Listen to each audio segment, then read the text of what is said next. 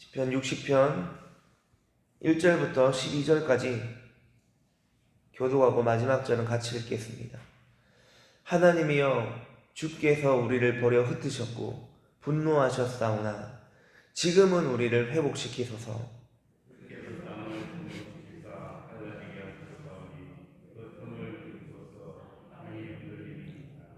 주께서 주의 백성에게 어려움을 보이시고 비틀거리게 하는 포도주를 우리에게 마시게 하셨나이다.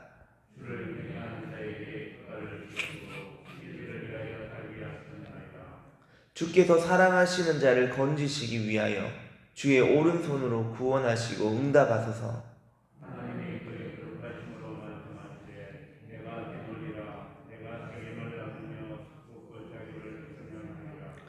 길르앗이 내 것이요 므낫세도 내 것이며 에브라임은 내 머리의 투구요 유다는 나의 규이며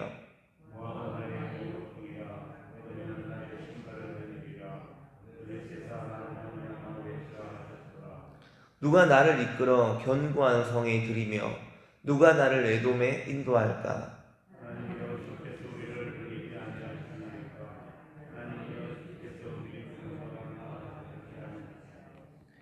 우리를 도와 대적을 치게 하소서. 사람의 구원은 헛됨이니이다.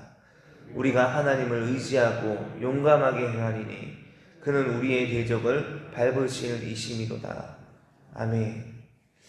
우리가 오늘 읽은 이 본문은 사무엘하 8장을 배경으로 하고 있는 내용입니다.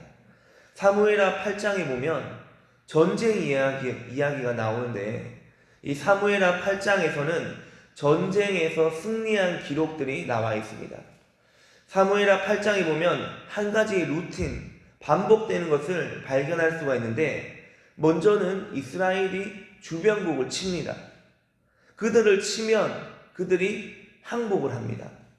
항복한 그들은 다윗의 종이 되어 조공을 바치게 되고, 성경은 말씀합니다. 다윗이 어디로 가든지 여호와께서 이기게 하셨더라 라는 말씀으로 마칩니다.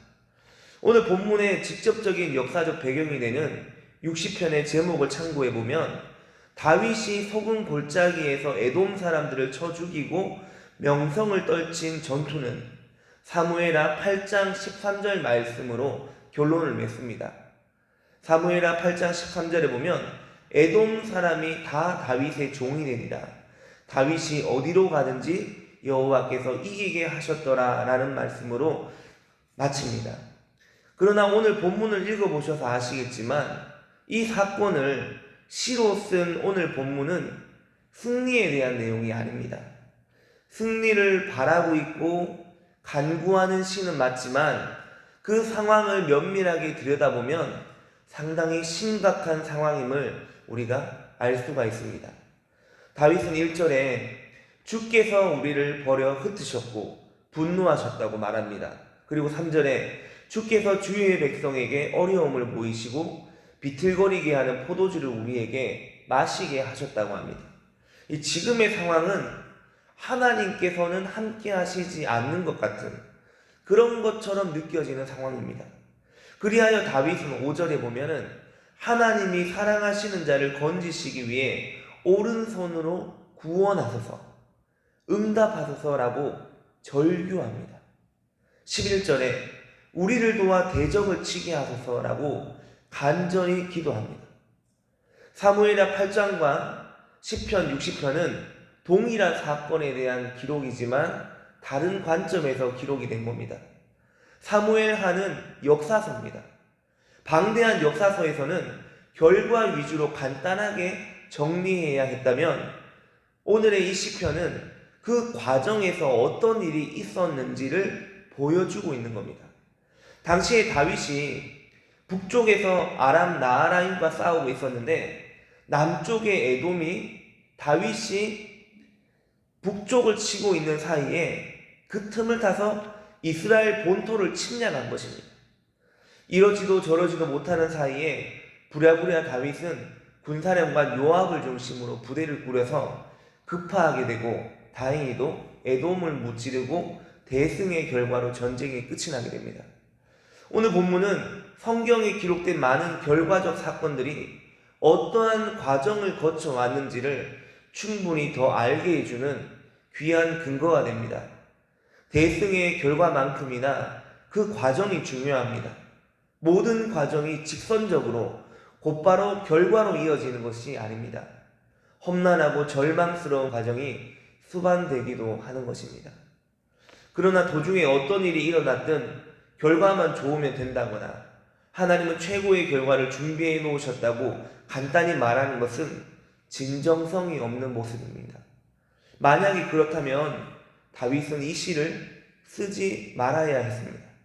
그러나 그는 과정에서 겪는 어려움들을 다 무시하고 나중에 역사학자들이 쓸 승리의 기록들만으로 충분하게 여기지 않았습니다. 그는 모든 과정을 중시했고 그의 시는 상당히 많은 경우에 일이 다 맞춰지기 전에 진행이 되고 있는 중간에 기록이 된 겁니다. 최종 결과가 나온 뒤에 그 사이에 있었던 역경들을 무용담처럼 재현하는 것이 아니라 아직 승리가 임하기 전에 끝이 아직 끝나지 않았고 끝이 어떻게 맺어질지 모르는 그 도중에 그는 기도했고 그리고 기도한 그것을 시로 남긴 겁니다. 이것은 현재라는 시점을 살아가는 우리가 이 세상을 사는 과정에서 무엇을 해야 하는지 또 어떤 자세로 살아가야 하는지를 보여주는 귀한 모범이 된다고 생각합니다. 갑자기 적에게 급습당한 상황은 하나님께서 마치 자신을 버리신 것과 같은 그런 절망적인 상태였습니다. 그는 그 절망감을 여과 없이 하나님께 아뢰입니다. 그는 이기고 나서 감사 기도를 드리며 지난 어려운 과정을 회고하는 것이 아니고 승리가 불투명한 상태에서 아무것도 확실하지 않은 시간에 이 시를 썼다는 것입니다. 그러나 그는 곤욕스러운 푸념을 늘어놓는 것이 아닙니다. 그에게는 기억할 하나님 말씀이 있습니다. 하나님께서 이미 하셨던 말씀을 그는 그 순간순간에 기억을 했습니다. 이것이 그의 기도의 근거가 되었고 이유가 됐습니다. 우리 6절입니다. 우리 6절 말씀 같이 읽겠습니다. 하나님이 그의 거룩하심으로 말씀하시되 내가 뛰놀리라 내가 세겜을 나누며 숲꽃 골짜기를 측량하리라. 아멘. 6절 앞에 보면은 하나님이 그의 거룩하심으로 말씀하시되, 자, 하나님이 이런 처절한 상황에서 아직 끝이 결정되지 않은 그 상황에서 다윗이 기도하면서 기록한 것이 이 60편인데 이 중간에 자신이 이 처절한 상황 가운데 하나님께서 다윗에게 말씀했습니다. 근데 하나님이 무슨 말씀을 했습니까? 7절에 보면 길르앗과 므낫세와 에브라임과 유다만이 아니라 에돔과 블레셋도 하나님의 것이라고 말씀했습니다. 더구나 하나님께서 그 모든 것을 다스릴 규는 지휘봉, 통치 지팡이를 의미하는데 이 규를 유다에게 줬다고 합니다. 그에 비해 모압은 목욕통에 불과하고 에돔은 나의 신발을 집어넣는 신발장과 같은 그런 존재라는 하찮은 존재일 뿐이라는 겁니다. 그리하여 그는 어떤 다른 강대국의 원군을 요청하여 남국을 타개하려고 하지 않았습니다. 사람의 구원은 그가 고백한 것처럼 헛되기 때문입니다.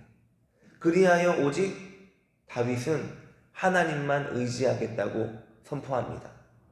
하나님의 거룩하신 말씀이 다윗을 가장 좋은 길로 인도했습니다.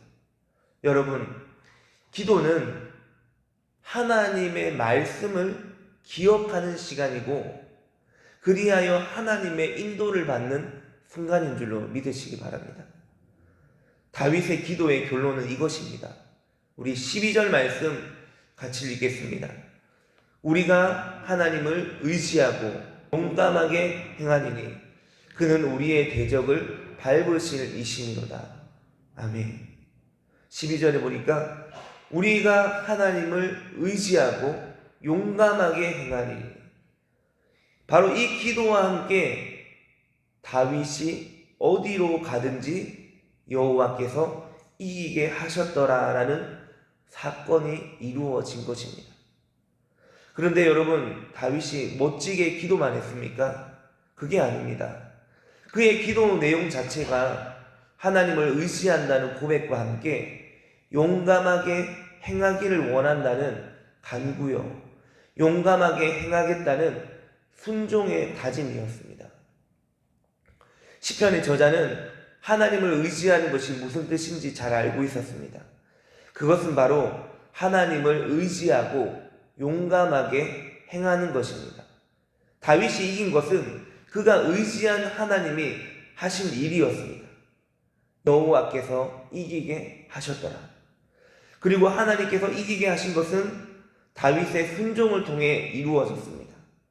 그가 입으로는 하나님을 의지한다고 하고는 여전히 절망 가운데 있고 수수방관하고 포기했다면 그는 제대로 기도한 것이 아닙니다.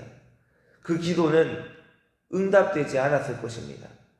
진정한 믿음은 하나님을 의지함으로 용감하게 행동하는 순종에 있습니다. 다윗의 연승과 대승은 하나님께서 하신 일이었고 다윗의 기도와 순종을 통해 이루어진 것입니다. 오늘 이 새벽에도 우리의 기도와 순종으로 이기게 하시는 하나님을 경험할 수 있는 저와 여러분 모두가 될 수 있기를 예수님의 이름으로 축원합니다. 함께 기도하겠습니다. 하나님 감사합니다. 오늘은 시편 60편을